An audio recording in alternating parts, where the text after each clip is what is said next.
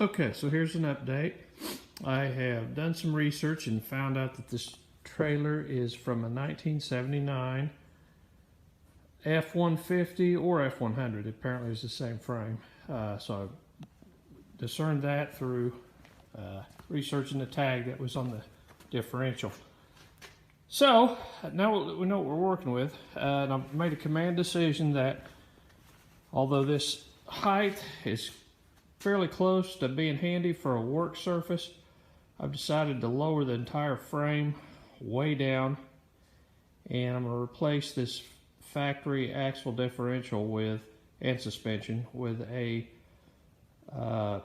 Timbren let's see, what do they call it? The silent ride system, because I already have a drop axle from another trailer. So I will check back with you when we got that going. Okay, well, very productive day.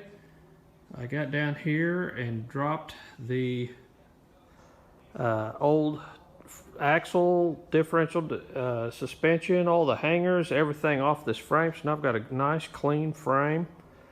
Here sits the tires and differential, and here sits the pile of big parts, 2 worn out shocks, some springs, spring hangers.